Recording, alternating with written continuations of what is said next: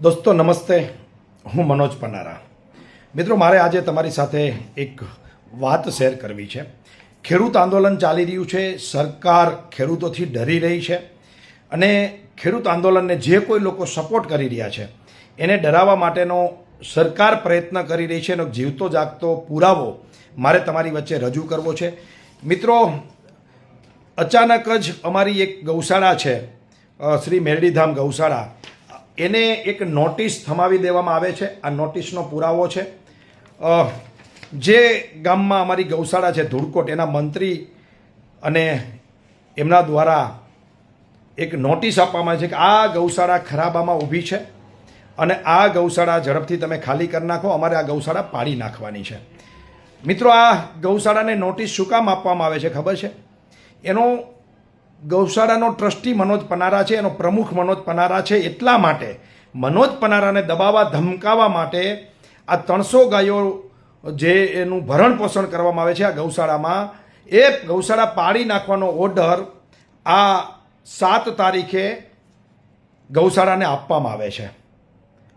મિત્રો, બહુ ઉપરથી સરકારનું ષડયંત્ર છે. સરકાર લાગતા વળગતા અધિકારીઓને આ નોટિસ આપવાનું કહે છે ને આ નોટિસ અમને મળે છે.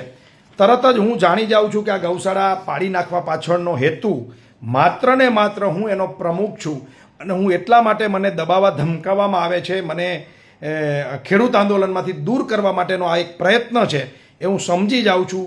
એટલા માટે હું પોતે આ ગૌશાળાના પ્રમુખ પદ તરીકેથી રાજીનામું આપી દઉં છું. મેં ચેરિટી કમિશનરને પણ આજે જ આ પ્રમુખ પદ છોડવા માટેનું જે ઓથોરાઇઝ ડોક્યુમેન્ટ કરવાના આવે આ એની ઝેરોક્સો છે પણ મેં કરી દીધા છે અને ઓથોરાઇઝ ડોક્યુમેન્ટ મેં ચેરિટી કમિશનરમાં સબમિટ કરાવી દીધા છે આજે કે ભાઈ હું આ પ્રમુખ પદ મેરડીધામ ગૌશાળાનું છોડું છું.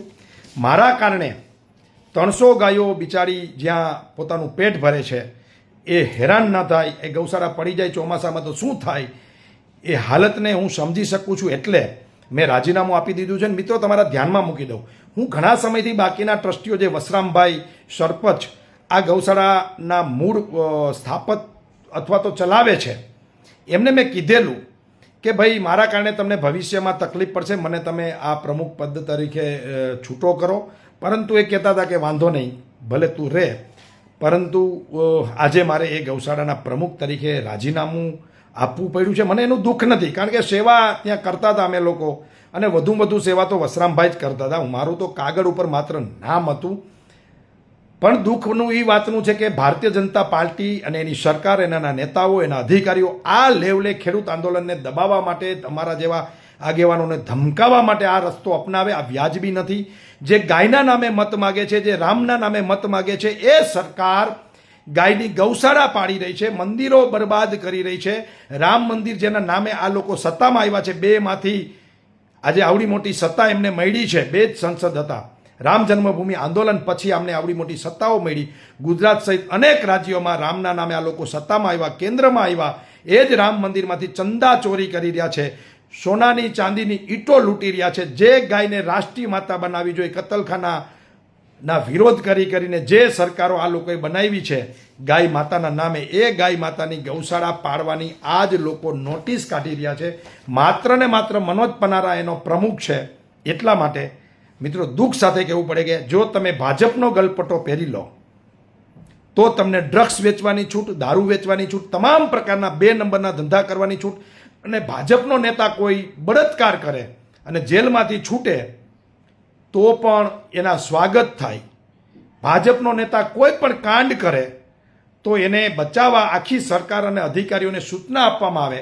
અને ભાજપની નીતિઓનો વિરોધ કરે, ખેડૂતોને કોઈ સમર્થન કરે, ભાજપની ખોટી વાતોનો કોઈ વિરોધ કરે તો એવા લોકોને દબાવવા ધમકાવવામાં આવે. એ આ સરકારની નીતિ છે.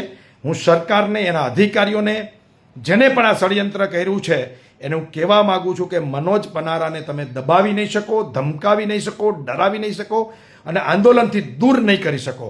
હું આંદોલનમાં તન મન ધનથી રહીશ અને મદદ કરીશ. તમારે જે કાંઈ નીતિઓ અપનાવી હોય અપનાવી લેજો. સરકારને ખેડૂતોને 4 ગણું વળતર બજાર કિંમતનું આપવું પડશે. જ્યાં સુધી નહીં આપે ત્યાં સુધી આ લડાઈ ચાલુ રહેવાની છે, એમાં શંકાને કોઈ સ્થાન નથી. તમારે જે પણ નીતિઓનો અખતરો કરવો હોય એ કરજો, એની કોઈ ના નથી. પરંતુ આ ડરી જાય, ઝૂકી જાય, બી જાય એ આ મનોજ પનારા નહીં. તમે પાટીદાર આંદોલનમાં મારી ઉપર 16થી વધારે કેસ કરી ચૂક્યા છો, અત્યારે પણ તમે કરી શકો છો, પણ ગૌશાળાને અને ગાયને હેરાન ન કરતા એવી મારી 2 હાથ જોડીને વિનંતી છે. તમારામાં દમ હોય તો મને નગર દરવાજામાં ઊભો રાખીને ગોળી ધરબી દો, મારા પર ખોટા કેસ કરી નાખો, મને જેલમાં પૂરી દો, મને એનો કોઈ વાંધો નથી. પણ ગાયોને હેરાન કરવાનું બંધ કરો.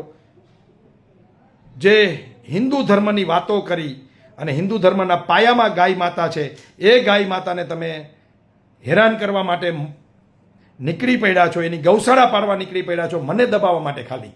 તો હું મારું રાજીનામું આપી દઉં છું. પરંતુ એ અધિકારીઓને, એ તંત્રને કહેવા માગું છું કે 8 દીમાં તમે જે માપણી કરાવીને ફટાફટ ખોટી અરજીઓ કરાવીને તમે ફટાફટ ગૌશાળાને નોટિસ આપી છે માત્ર ને માત્ર મને દબાવવા માટે, એ હું જાણું છું. હું પોતે જ આ ગૌશાળાના પ્રમુખ પદ તરીકે સ્વયંભૂ રાજીનામું આપું છું ગાયની રક્ષા માટે. ગાયની રક્ષા માટે. તમે ગાયની વાતો કરી જાણો, તમારી તાકાત નથી. ગાયની રક્ષા કેમ થાય એ તમારે મત માટે ગાય તમારે જોઈ છે, સેવા માટે ગાય નથી જોતી, એ અમે જાણીએ છીએ. તમે ડુપ્લિકેટ હિન્દુ સરકાર છો, તમે ડુપ્લિકેટ હિન્દુઓના નેતા છો, એ અમે જાણીએ છીએ. પણ આ પ્રજા જાણશે ને ત્યારે તમને જૂતા મારશે, જૂતા. ભાજપના નેતાઓને રોડ ઉપર જૂતા મારશે આ ખેડૂતો, આ પ્રજા. પણ એનો સમય આવવા દો, ઝૂકવાના નથી, ડરવાના નથી. આ રાજીનામું મેં મોકલી દીધું છે. હવે મહેરબાની કરી અને આ ગૌશાળાને પાડતા નહીં. ચોમાસામાં આ ગાયો ક્યાં જશે, એની નીણ ક્યાં હાંચવી, એ ટ્રસ્ટીઓની ચિંતા છે. એટલે કોઈ મારા ટ્રસ્ટી મંડળને પણ વિનંતી છે કે કોઈ ભાજપનો મોટો નેતા આનો ટ્રસ્ટી બની જાય, જેથી કરીને આ ગૌશાળા બચી જાય. બીજી વાત, જ્યારે સરકાર બદલશે ને ત્યારે વ્યાજ સહિત એક અધિકારીઓનો, એક નેતાઓનો અને એક માણસનો હિસાબ કરવાનો છે. આ વાત યાદ રાખજો. અસ્તુ. જય હિન્દ, જય ભારત.